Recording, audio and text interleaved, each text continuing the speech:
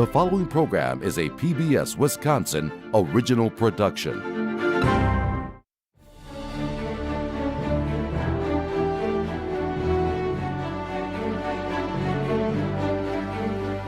Welcome to Wisconsin Public Media's coverage of Governor Tony Evers' fourth State of the State address. We're bringing you live coverage tonight from the Wisconsin State Capitol in Madison. In a few moments, Tony Evers, the 46th governor of Wisconsin, will make his way into the Assembly chambers. He will speak tonight before a joint session of the Wisconsin Assembly and Senate, the state Supreme Court, his cabinet, and tribal leaders. Good evening, I'm Frederica Freiberg from PBS Wisconsin. And I'm Sean Johnson from Wisconsin Public Radio. Tonight, Democratic Governor Tony Evers lays out his plans for 2022. He'll be speaking to the 105th session of the Wisconsin legislature. Wisconsin State Senate Majority Leader Devin LeMahieu will provide this year's Republican response following the governor's State of the State address. And of course, this is an election year State of the State address. It's inescapable. You know, every 4 years, a governor has to stand up there and either give a farewell or give a re-election speech, essentially, when they deliver this State of the State address. And Joint committee shall come to order. You can hear the Assembly coming to order right now. Joint shall come to order. The chair recognizes the Assembly Sergeant at Arms. Mr. President and members, the governor of the great state of Wisconsin, the Honorable Tony Evers.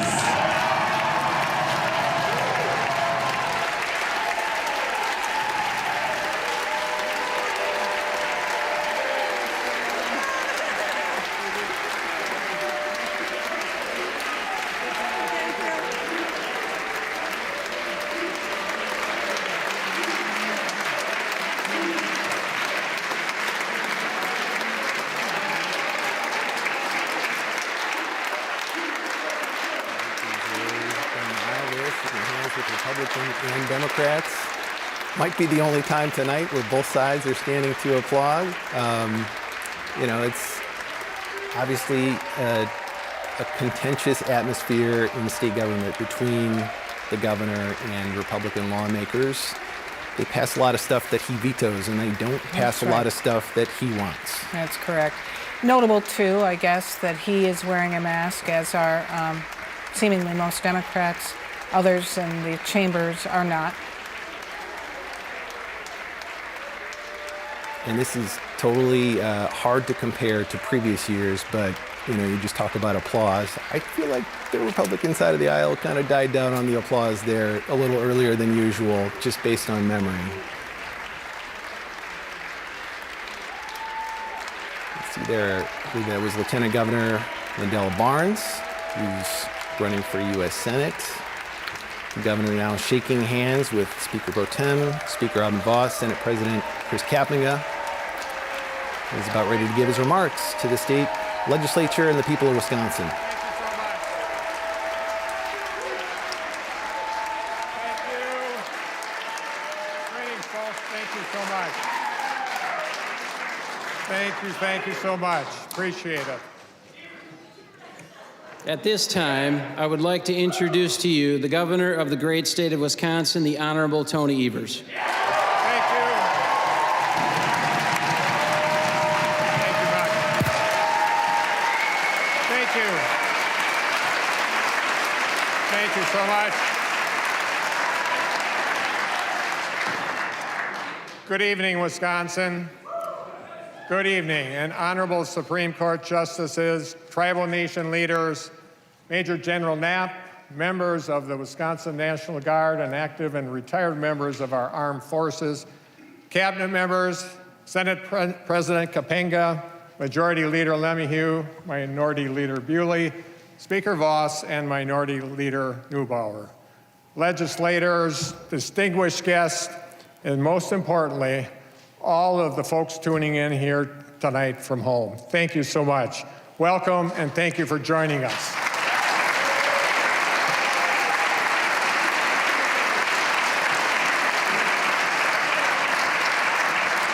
In case you forgot, I'm Tony Evers, and I'm incredibly proud to be your governor, the 46th governor of this great state.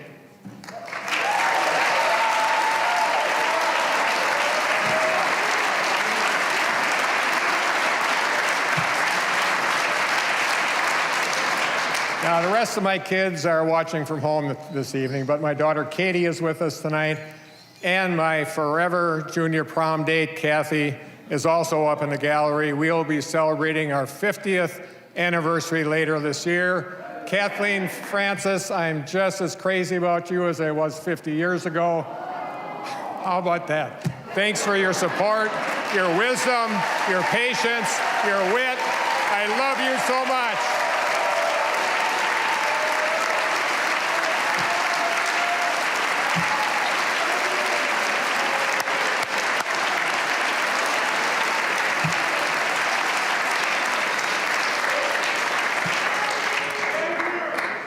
"50 years.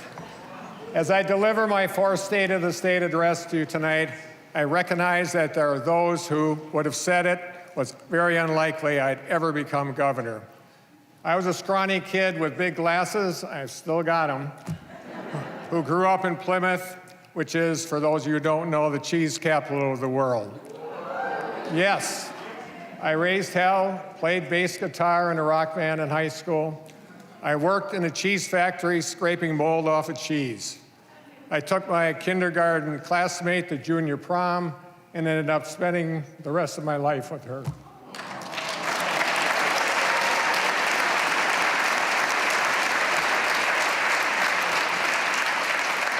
You know, I didn't plan my career just so I could be standing up here tonight. I didn't spend years pining to run for this office, and I'd much rather spend time listening to others than talking about myself, which I found out isn't something that I have in common with most politicians. I guess in so many ways, maybe it was unlikely, but you might not know just how close I was to ending up in a much different career path. So tonight, for the first time, I want to begin by telling a story that I haven't shared before. I grew up in a house of healthcare workers. My mom was a nurse. My dad was a doctor who took care of tuberculosis patients at a sanatorium in Sheboygan County. And I'd grown up always wanting to be like them. I wanted to help people just like they did. So in 1974, I was doing just that, trying to follow in their footsteps. I was in my first year of medical school in Austria when Kathy and I found out that we were expecting our first kid. Well, as you can imagine, spending years going to medical school wasn't exactly ideal for raising a newborn. So I needed to figure out a better way to help support the family, and I needed to do it pretty quickly. So Kathy and I packed our things, headed back to good old Plymouth. We found an apartment, and I applied for and got a job at the Kohler Company. Well, there he was the night before I was supposed to start my job at Kohler. My mom, who collected mail for us while we were away, said, "Oh, by the way, I've got a stack of mail here for you." And she handed me a stack of mail, a year's worth of mail. Well, in that stack of mail was a letter. It was a letter from the University of Wisconsin-Madison. And I opened that letter that night, and it said, "Congratulations, because I've been accepted into the master's program in education."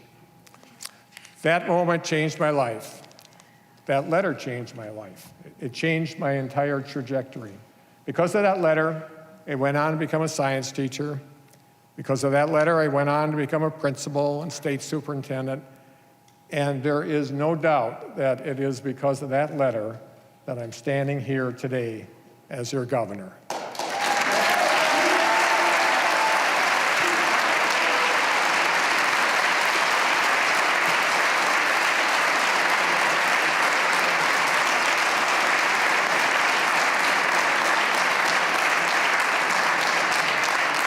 And I tell you that story tonight in part to state the obvious. Things don't always go the way we plan. In fact, for these past few years, that's been sort of the one constant that we've had. If we've had our way, we would not have faced the worst pandemic in a century or the worst economic crisis since the Great Recession. If we'd had our way, we would have expanded Badger Care and access to affordable health care for tens of thousands of Wisconsinites. We would have met 2/3 funding for the first time in 2 decades, and we would have done it by fully funding our public schools. We would have passed meaningful legislation to address PFAS and lead and justice reform. If we'd had our way, 11,637 Wisconsinites would still be with us today. They'd be at our dinner tables, they'd be in our classrooms and our hospitals, our churches, our farms, and our factories, and they'd still be here celebrating more birthdays, more holidays, and more milestones with us. But I also tell you this story because this work always has been a responsibility and an obligation I met without regret or reservation. To do what's needed to be done, to do what I must with what I was given, and to always try to do what is right. Not because it was perfect, seldom is. Not because it was always easy, but because however different things could have ended up for me, I have never doubted that I'm right where I needed to be because I welcome the duty of doing the right thing when it matters most.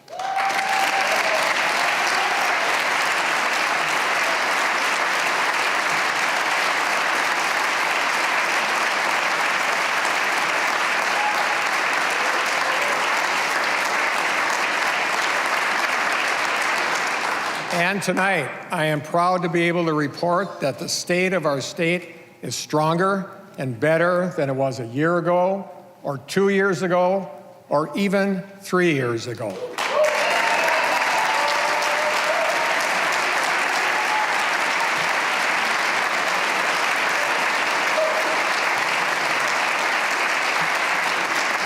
We've worked really hard to ensure our workers had jobs to return to after this pandemic. Through federal pandemic aid to our state, we've invested $1 billion into supporting our small businesses, our farmers, tourism, lodging, and entertainment industries. To date, we've supported more than 100,000 small businesses, and nearly 3,000 of those small businesses have opened up new storefronts on main streets across our state.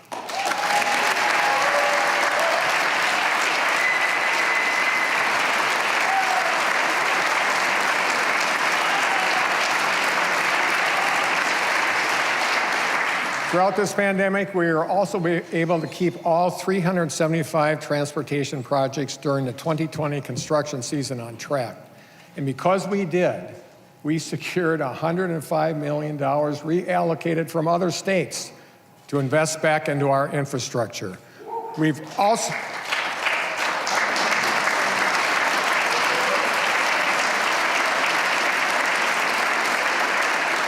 Thank you to those other states. We've also improved more than 1,700 miles of highways and more than 1,250 bridges. And if you laid out all those highways we fixed end to end, you could just about drive from Platteville to Denver and back.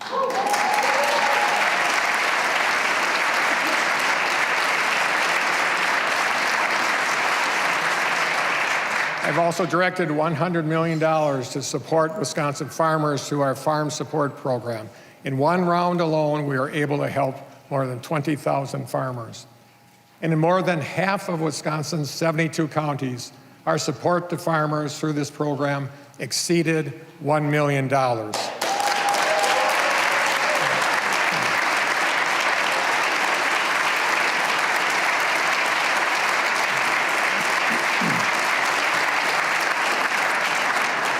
I've also directed more than $100 million through federal pandemic aid to expand access to reliable, affordable, high-speed internet across our state.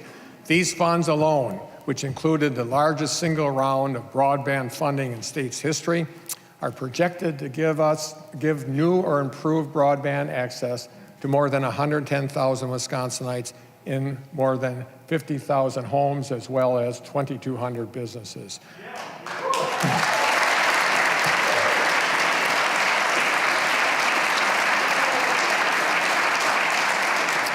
During my time as governor, we have invested almost 15 times more in expanding high-speed internet than the prior 4 years combined.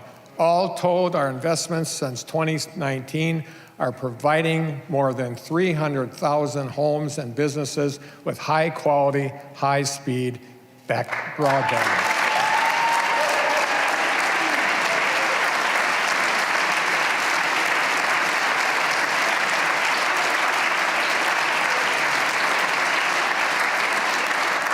These efforts have been critical for our economic recovery, and we've worked hard to get support out the door as quickly as we can possibly do it.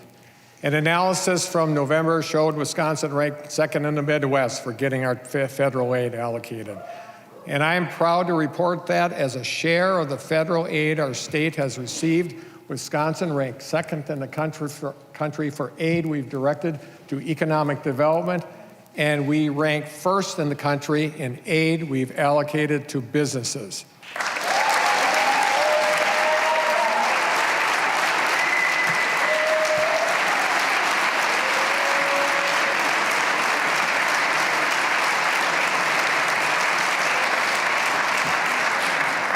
And Wisconsinites are working hard. In January of 2019, our unemployment rate was 3.1%. Today, our unemployment rate has not only returned to pre-pandemic unemployment levels, it's better, at 2.8%.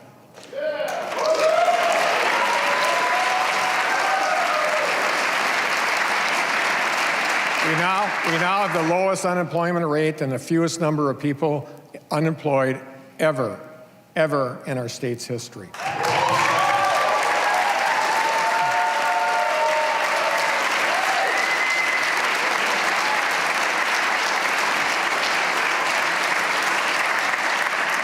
But with so many Wisconsinites already working, I know employers struggle with the same challenges they faced for a decade trying to find new workers to fill jobs.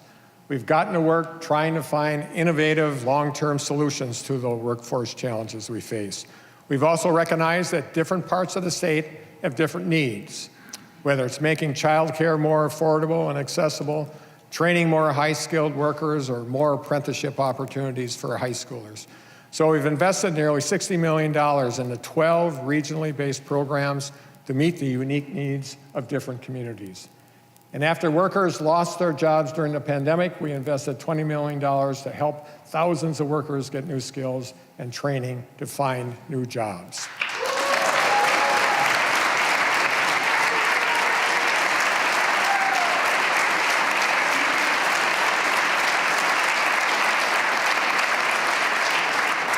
And we've also been working hard to keep more money in Wisconsinites' pockets. Last year, we provided $480 million in tax relief for Wisconsin businesses and families affected by the pandemic. Republicans and Democrats also found common ground. I was glad to deliver on my promise to cut taxes for middle-class families by 15% by signing one of the largest tax cuts in state history.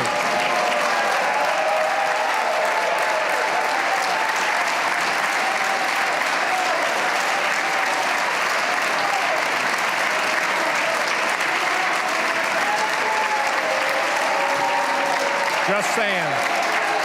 Just saying.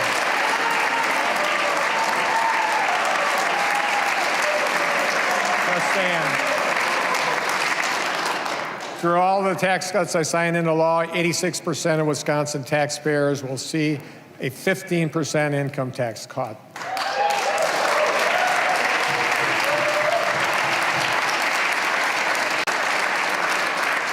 At the same time, while the economy has reopened and demand has surged, some corporations have taken advantage. They've squeezed consumers for every extra penny, raising everyday costs for folks in Wisconsin and across our country. A report released last week showed national inflation is the highest it's been in 4 decades. And now, small businesses and working Wisconsinites and families are concerned about the rising cost of gas and the rising costs in grocery store aisles. Businesses face challenges getting supplies and resources. So I directed new changes that took effect in the new year to ensure Wisconsinites had extra money each month to help make ends meet. With these changes, coupled with the tax cuts I've signed into law, if you and your spouse each make $50,000, you'll see over $1,200 more for your household in your paychecks this year.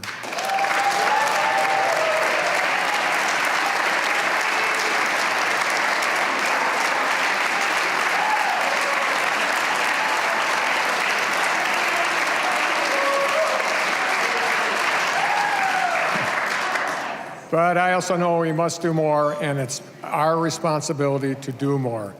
We had unprecedented revenue projections last year, and we closed out our fiscal year in 2021 with the highest ever positive gap balance in state's history at more than $1.1 billion. Last month, after receiving the great news about our low unemployment rate, we received even more good news. A new report showed Wisconsin is projected to have a $3.8 billion surplus, that's billion with a B, in our state's checking account at the end of the biennium. And that's not even including the more than $1.7 billion sitting in our rainy day fund, which is the highest it's ever been in Wisconsin state history.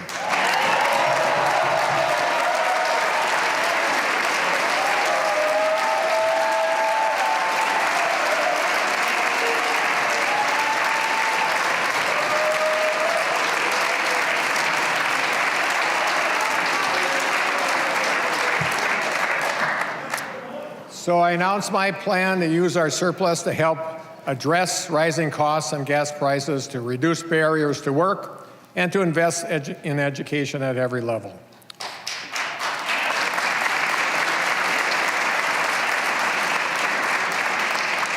We'd start by sending every Wisconsin resident a $150 surplus refund. So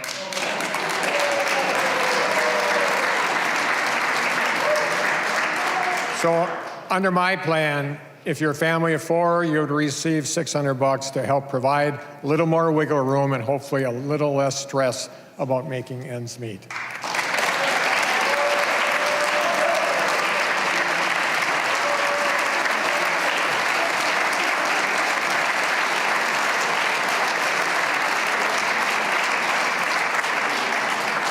My plan also works to reduce barriers to work so that we can help fill job openings across our state.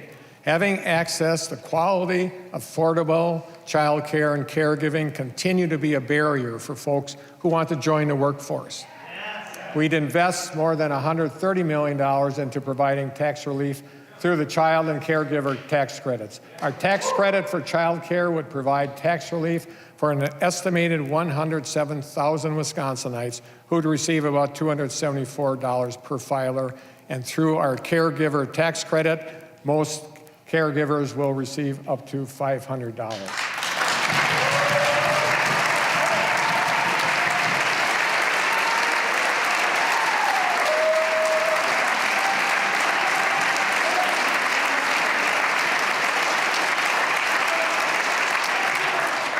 And finally, as I said last July, the budget that was sent to my desk failed to meaningfully invest in our public schools, possibly jeopardizing more than $2 billion in federal aid for our kids. So we'd also invest $750 million into improving our schools and outcomes for students to ensure everyone has access to a high-quality public education. And that includes more than $100 million to hold the line on property taxes across the state.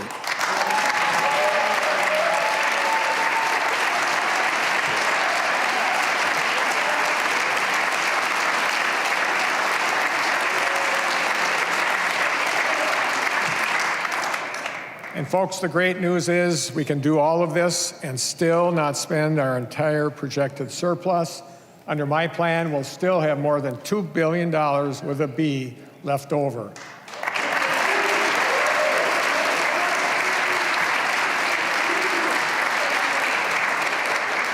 Now, I've already heard there are some who want to wait to get this done until the next budget.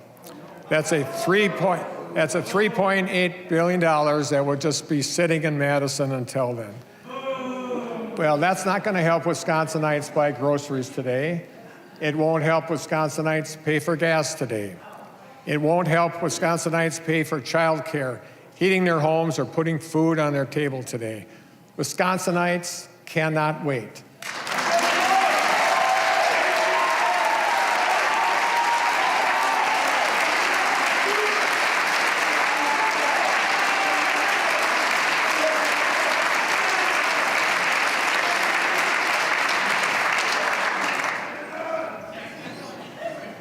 Indifference in this building is getting expensive, folks.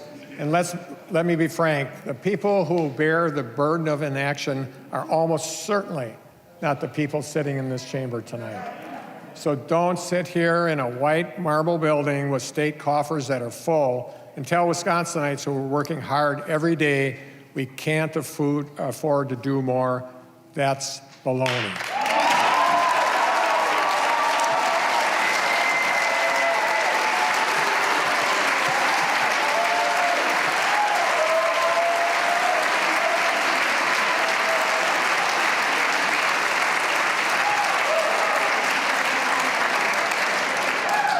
Tomorrow, I'll sign an executive order calling a special session of this legislature to take up my surplus plan. Let's help address rising costs. Let's help make sure folks can afford to join our workforce, and let's do what's best for our kids. This is the people's money. Let's get it back to them.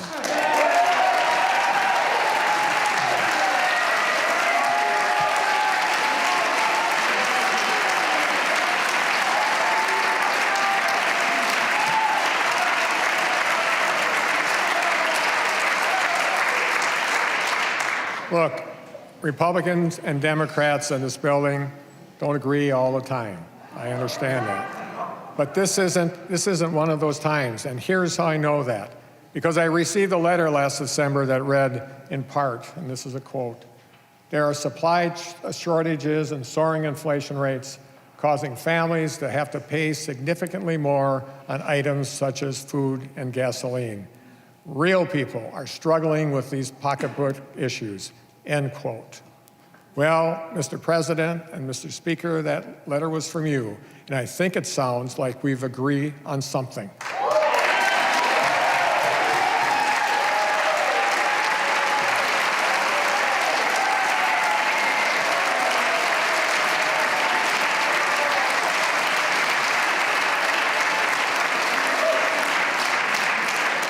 There's no reason we can't do this, and the rising costs Wisconsinites are seeing every day are every reason that we should. So let's find common ground, let's pass this plan, and let's get it done. It's just the right thing to do, folks.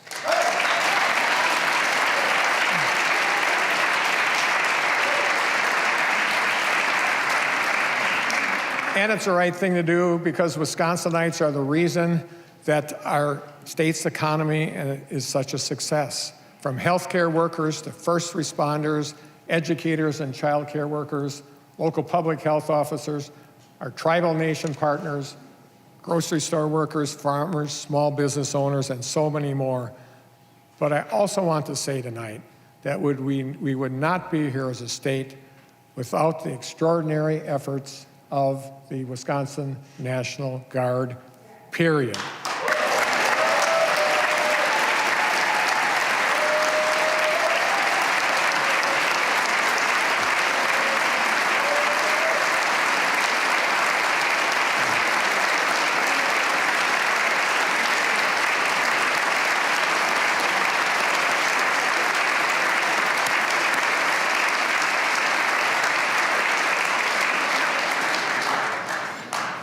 Under the longest Guard activation in Wisconsin state history, the Guard's work began almost on day one of the COVID-19 landing in Wisconsin and continues even today. As fear was spreading across the globe about a new virus, 30 Wisconsinites were stranded aboard a cruise ship for weeks. Our administration, along with Senator Tammy Baldwin, worked to bring them back to Wisconsin. And it was the men and women of our National Guard who greeted these Wisconsinites and welcomed them home.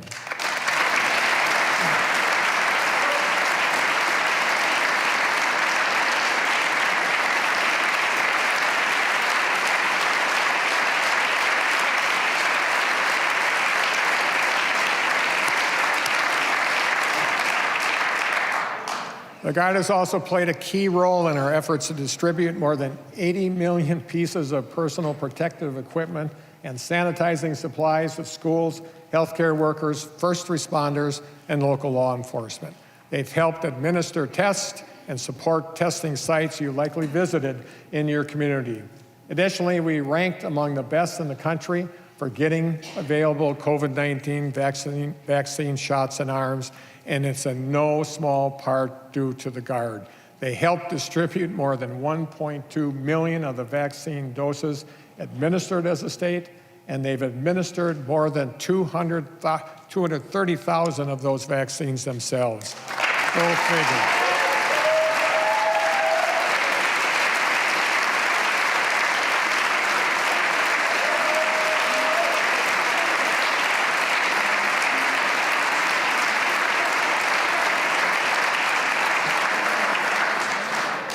They've also been on the front lines of defending our country and our democracy in more ways than one.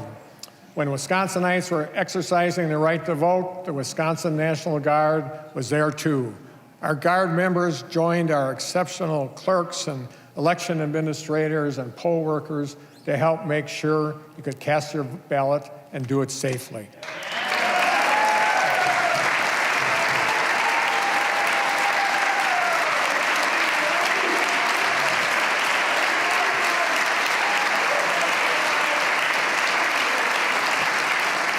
Even now, some Guard members are being trained as certified nursing assistants through our partnership with Madison College to help support our overwhelmed healthcare workers and systems. Really good work.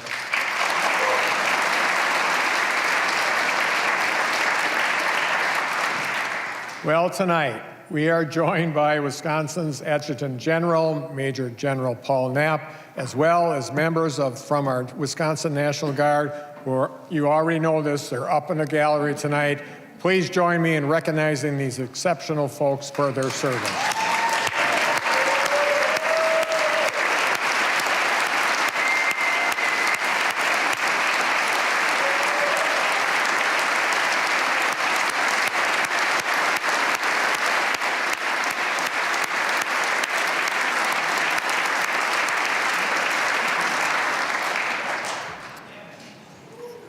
These folks have stepped up to serve our state time and time again during one of the direst periods of our state's history. And their service has not come without a cost, emotionally, physically, and mentally. Our effort to invest more than $3 million into expanding the Guard's wellness program was gutted from my last biennial budget. It would have increased access to important mental health and wellness support for more than 9,000 Guard members. Well, tonight, I'm announcing I'm going to do it anyway. We're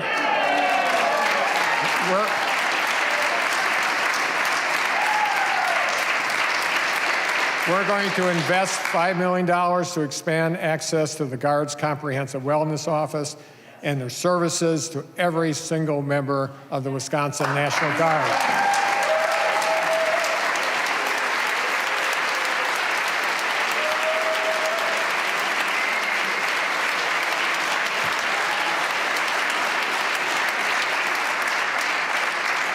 This program will provide counseling, resiliency training, and crisis intervention and stress reduction programming to reduce burnout, take care of mental health needs, and prevent suicide and treat substance use disorders for our service members.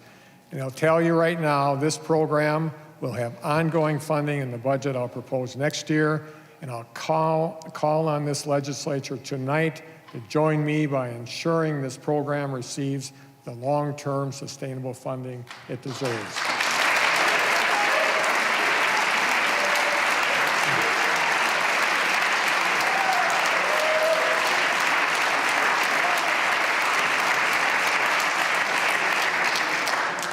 But at the end of the day, we also know the effects of this pandemic will exist whether this virus is here or not.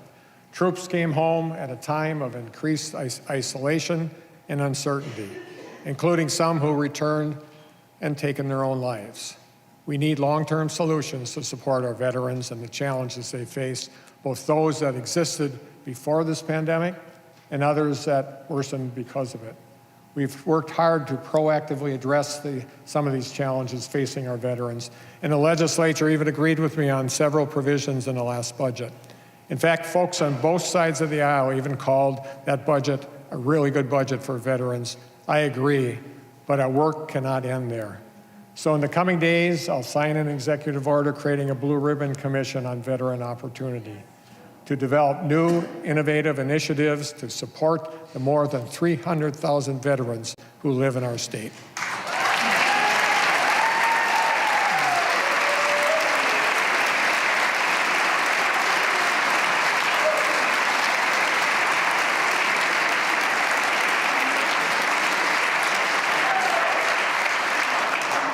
We can help reduce barriers to higher education, employment, and job training, and streamline issues around getting people into the workforce.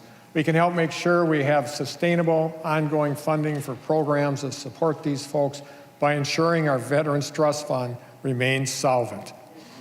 And yes, we can help invest in housing security, more mental health supports, and more substance use treatment. And this Blue Ribbon Commission is going to make recommendations for me to do just that in my next budget.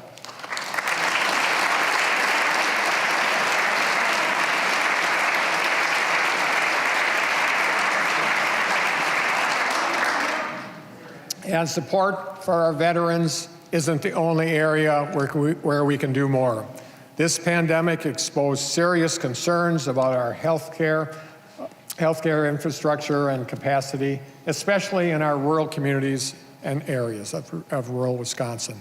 We've expanded access to telehealth services, protected health care for Wisconsinites who have pre-existing conditions, and worked to reduce the cost of prescription drug prices. But we also know that there is a great need for emergency services and responders in our rural communities.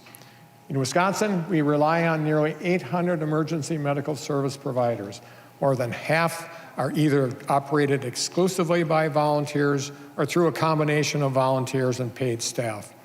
These folks are doing outstanding work, but many have been doing it for years and sometimes decades. And sometimes it's difficult finding new volunteers to step into these important roles. It also hasn't helped that for a decade, local governments have been asked to do more with less. Since 2011, state aid to communities has gone down even as the costs have gone up. Help from the state was cut by more than 9%, while public safety costs have increased more than 16%. Between these rising costs and lack of available staffing, some have even gone without ambulance services, left with no other option but to hope and rely on neighboring providers. Well, no one should be calling for an ambulance and have to wonder whether help will come. So tonight I'm announcing we're investing nearly $30 million into supporting emergency medical service providers and services across our state.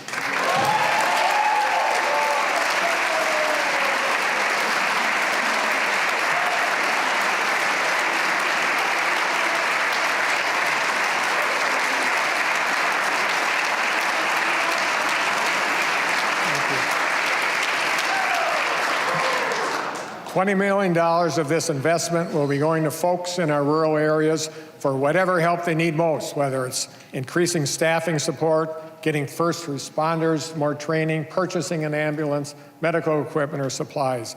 Every emergency medical service and every emergency medical response provider will qualify for this funding.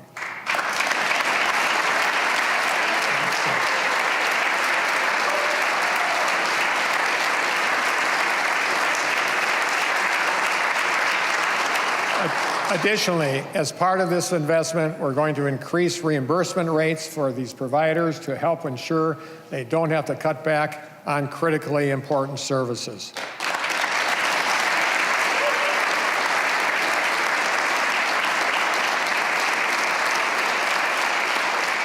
This pandemic didn't just expose the need for us to expand access to rural health care. It also highlighted that our kids need more mental health support in our schools, and this pandemic has highlighted it. It's also highlighted that our kids need more mental health support in our schools, and this has only been made more urgent because of the pandemic.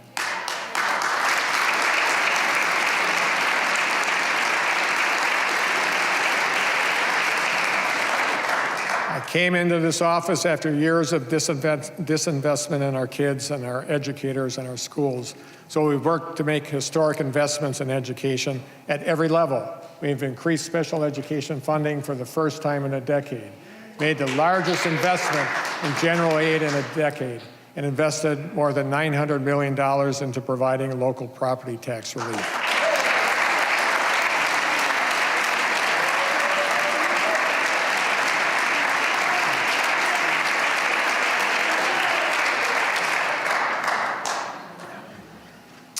Now our schools have returned to being in the top 10 in the country. Our K-12 schools rank 8th best in the nation after ranking 17th just 5 years ago.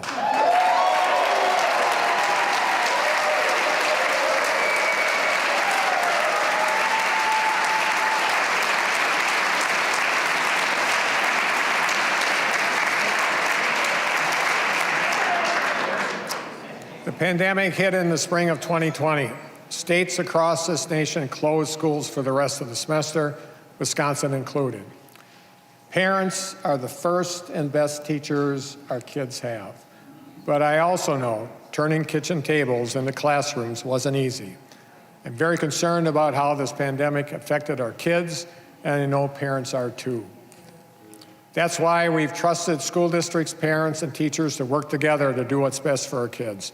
We've trusted them to make the best decisions at the local level based on their kids and their classroom needs.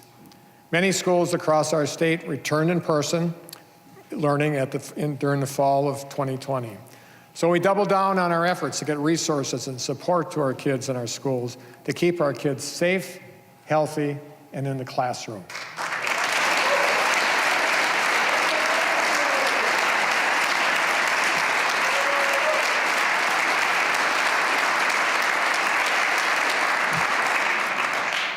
We've distributed almost 8 million pieces of PPE and sanitation supplies to schools to help keep our kids and educators safe in our classrooms.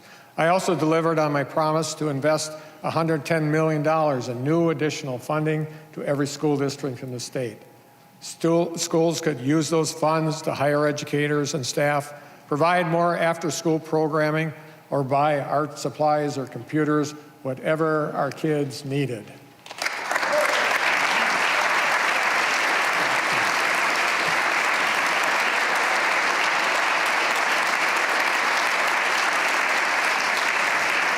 But that's just one part of the equation for ensuring our kids' success. We know this pandemic has affected our kids in more ways than one, including their mental health.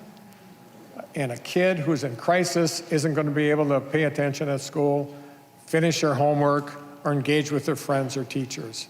If the folks in this room want to have real conversations about our kids' success and achievement, then start by fully funding our schools and making sure our kids can bring their full and best selves to the classroom and to their studies.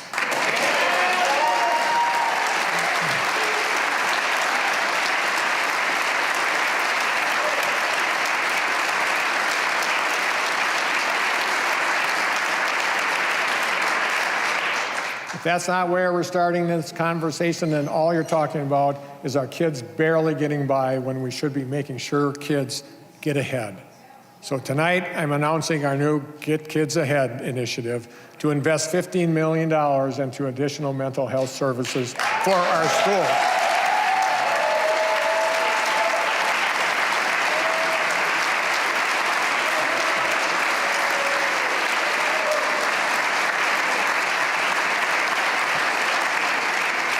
Every public school district can opt in to receive these funds no matter how big or how small.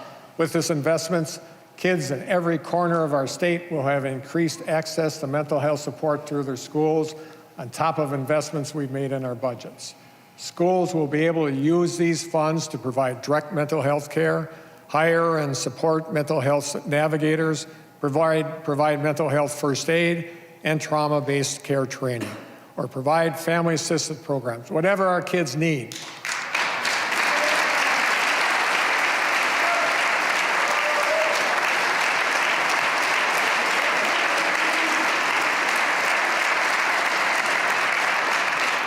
And students in our higher education institutions need our help too.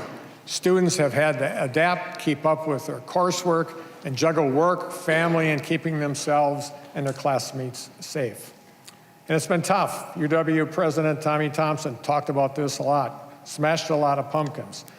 Based on National Health Survey, during the spring of 2021 semester alone, 75% of UW students screened positive for moderate or severe psychological distress. And frankly, this was a trend we saw even before the pandemic. Between 2009 and 2019, the use of counseling services on our UW campuses increased 55%. So we're also investing $5 million into our UW system to provide more mental health services through telehealth counseling and additional mental health staff support for our campuses.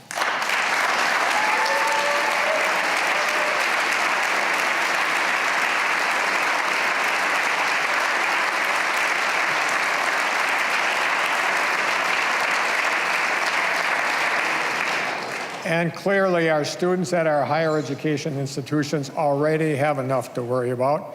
They're under a significant amount of pressure and stress as it is, and rising costs at the grocery store and the gas pump affect them too.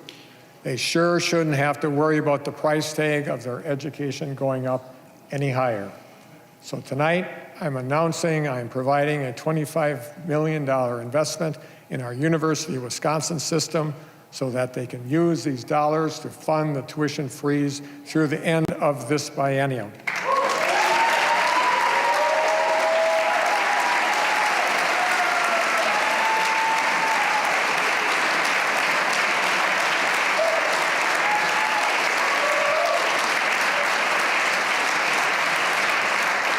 With these additional funds, the UW system and Board of Regents can ensure that tuition prices for our in-state students will not go up for the next 2 years, giving our students and families one less thing to worry about.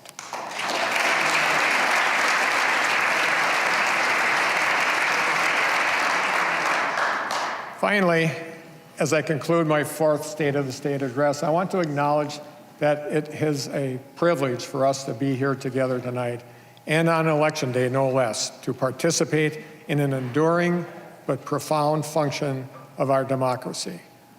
One that's much like the peaceful and respectful transfer of power, or like the fundamental right to cast a ballot. Functions that, especially today, we must not take for granted.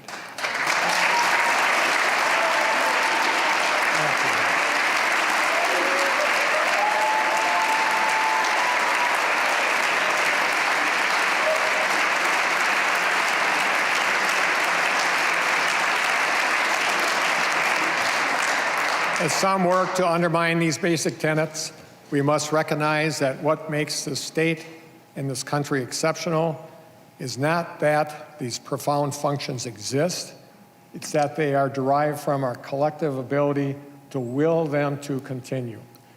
We are also reminded this: democracy is not a prophecy, it's self-actuating. We must choose every day to continue this grand experiment.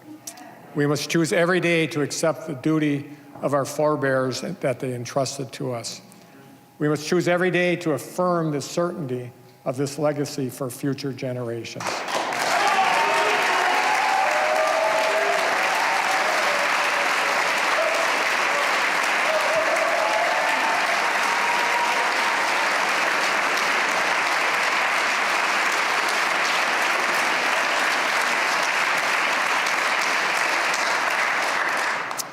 In the summer of 1783, as the future of the United States and its independence remained uncertain, George Washington wrote a letter to the governors. It's called a circular letter to the states.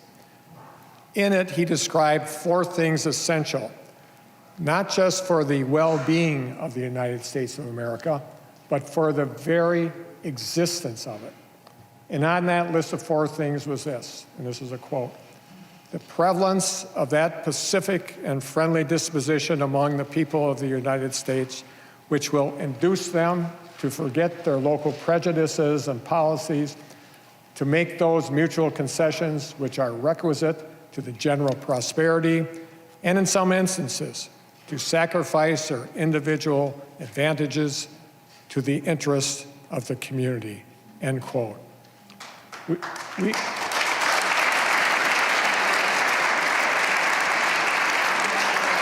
We are reminded tonight of the spirit of our service, to forget our own prejudices, to make concessions where the greater good demands, and to find common ground wherever and as often as we can. I still believe, as I said 3 years ago, that there is more that unites us than divides us. Chief among them, our responsibility to do what's right when it matters most. We've accomplished so much together, and tomorrow our work continues. So let's get to work, folks. For Wisconsin, always, may God bless our state, may God bless our democracy, and may God bless the United States of America. Thank you, and on Wisconsin. UW Marching Band, take it away.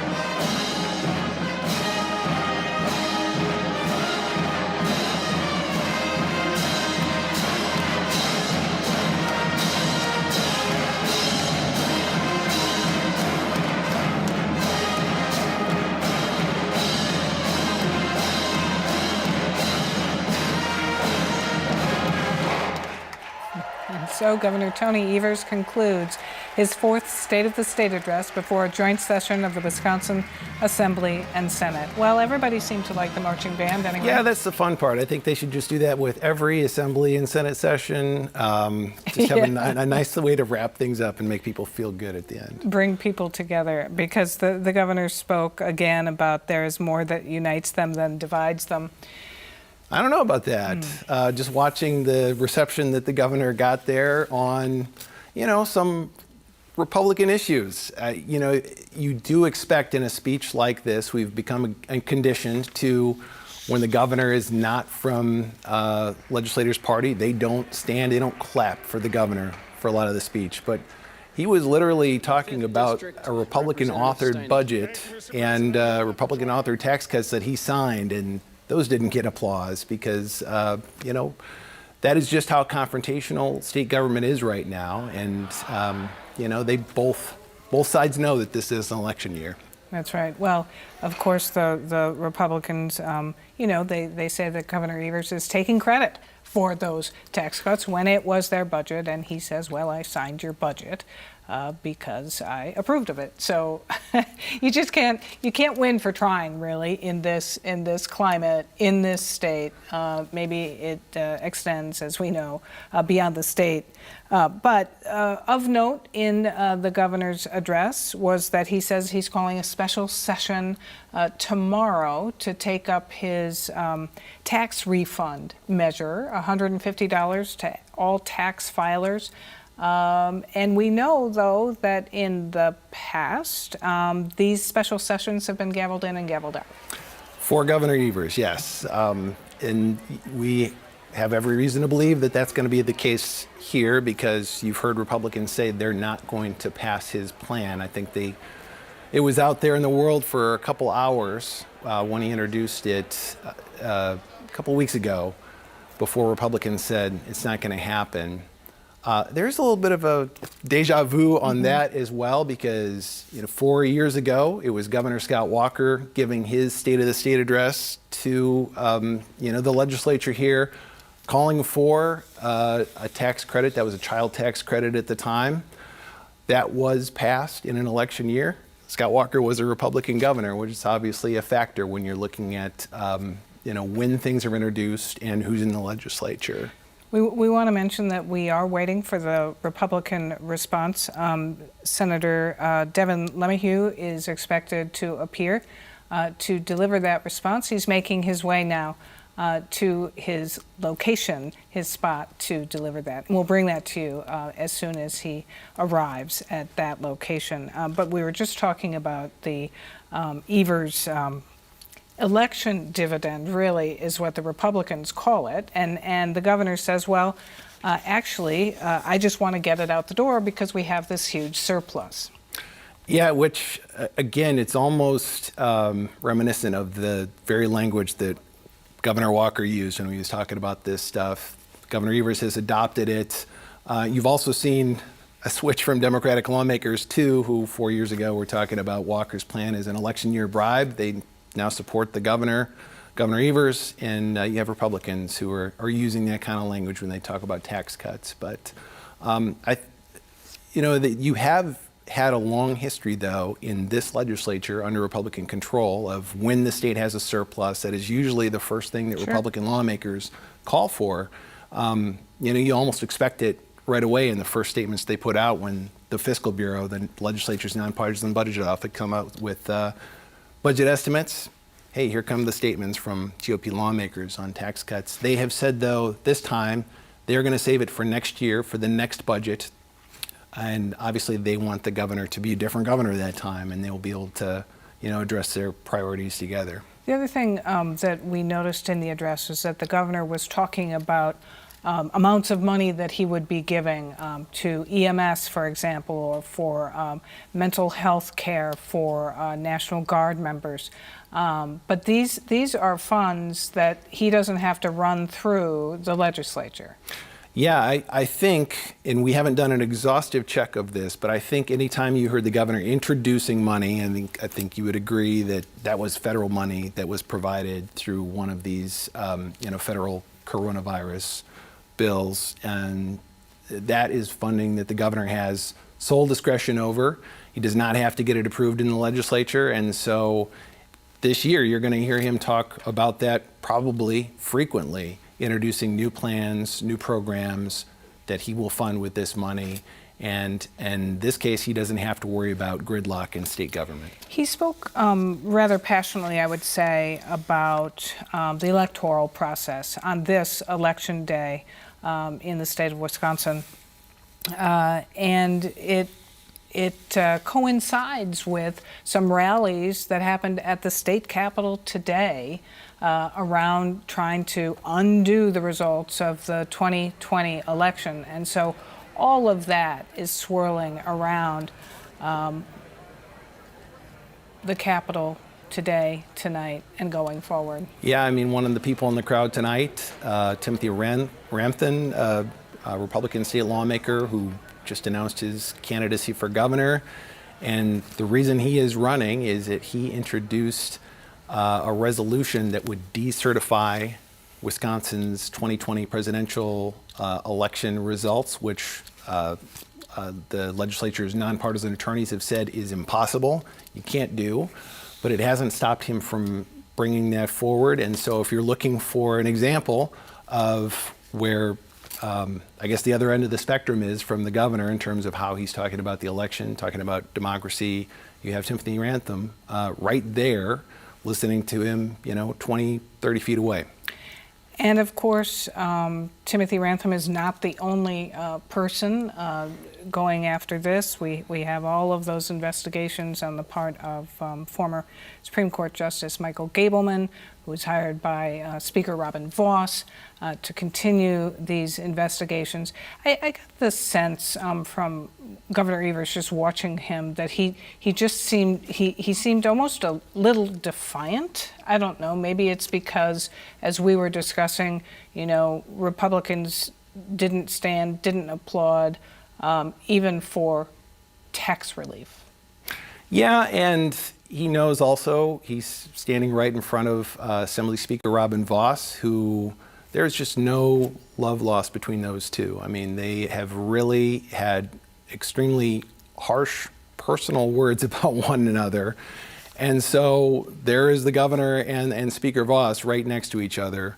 I imagine he's aware of the person who's watching, his back as he's giving that speech there, and we were kind of watching to see if Speaker Voss would react to any of this stuff. But they kept poker faces for the most part during the address.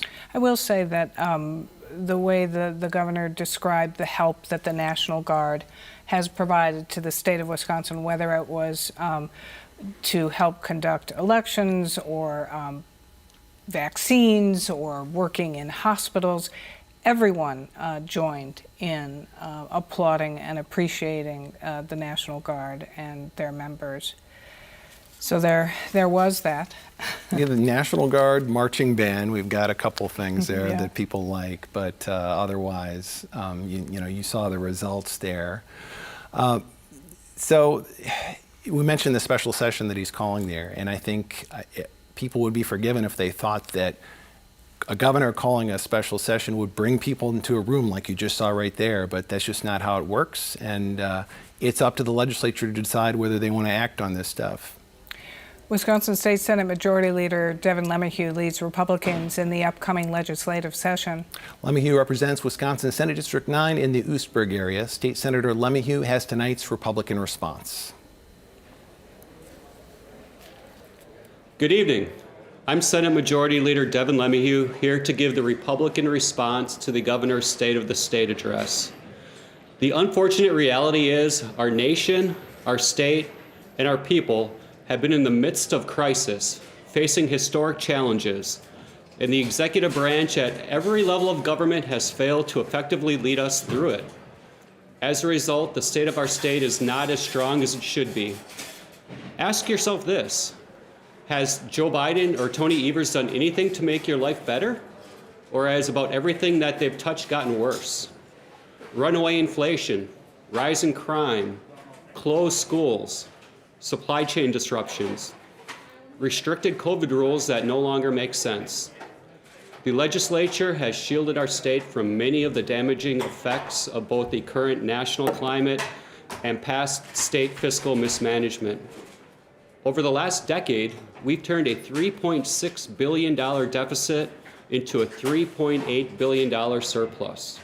We grew our state's emergency fund from $0 to $1.7 billion and lowered the tax burden on our residents at the fastest rate in the nation, a cumulative savings of more than $13 billion, all while we funded core priorities. We spent within our means and returned surpluses back to the taxpayers.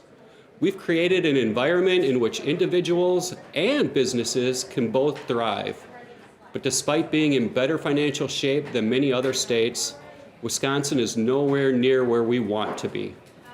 Nearly every other aspect of our lives has declined in quality because of Joe Biden's disastrous policies and Tony Evers' weak leadership.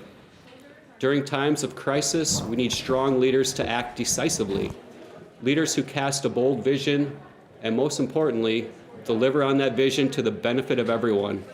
That is where Governor Evers has failed Wisconsin time and again. During the unemployment surge in the wake of the shutdown orders, Governor Evers left thousands of desperate families without help for months. He delayed action and people suffered as a result. When Kenosha was burning night after night and rioters destroyed businesses and livelihoods, Governor Evers fanned the flames with incendiary statements. He allowed entire city blocks to burn while he waited and waited to act. That is not the strong leadership Wisconsin needs. Now, as the Waukesha Parade massacre is still fresh in our minds, Governor Evers is doing nothing to hold repeat offenders or DA John Chisholm accountable. The soft on crime bail policies plaguing our state have put car thefts and murders in Milwaukee on pace to break records. Governor Evers refuses to act while people around the state suffer. That is not the strong leadership Wisconsin needs. Kids and parents have struggled mightily to deal with repeated school closures and lost learning over these past 2 years. It's gotten so bad that 60% of fourth graders in Wisconsin now can't read proficiently at grade level.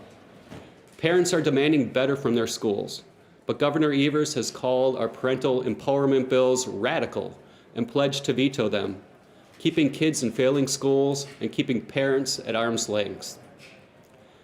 Unfortunately, when Governor Evers does choose to act on an issue, he almost always gets it completely wrong.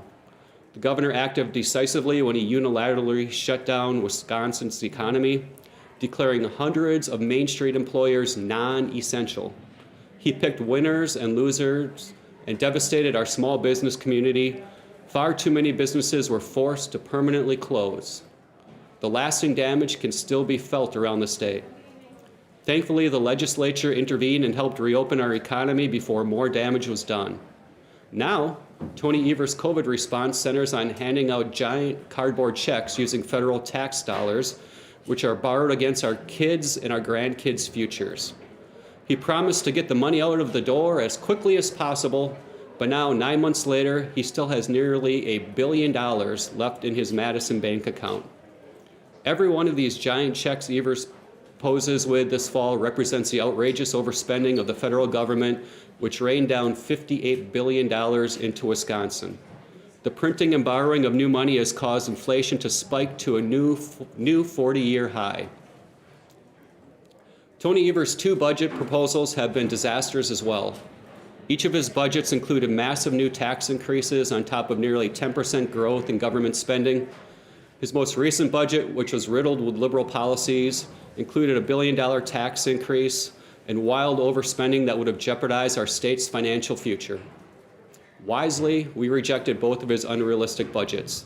The legislature put forward our ideas, objectives, and priorities in a way that aligned with the values of the people of Wisconsin, with smart investments in healthcare, transportation, and education. We built bipartisan consensus. We led with purpose, conviction, and a strong sense of where our state needed to go. Ultimately, Governor Evers abandoned his own unrealistic budgets and followed our lead by signing our responsible budgets. We provided strong leadership that Wisconsin needed, and Governor Evers followed. If not for the legislature's leadership, Governor Evers could have sunk our economy or ruined our opportunity to implement our most recent $3 billion tax cut, which equates to a savings of $1,200 for the typical family. Our Republican tax cut blunted the impact of rising inflation on family budgets and has helped our state stay on the right track despite the current economic turmoil. That is the type of strong leadership Wisconsin needs right now. We know that our state is only as strong as our people, and that is why our solutions center on empowering individuals and families. We put forward legislative solutions to every major problem facing our state. Our Stronger Workforce initiative would help guide 50,000 people back into the workforce. And our Supporting Law Enforcement package would help get more cops in the streets to make Wisconsin safer. Governor Evers should follow our lead and sign these bills.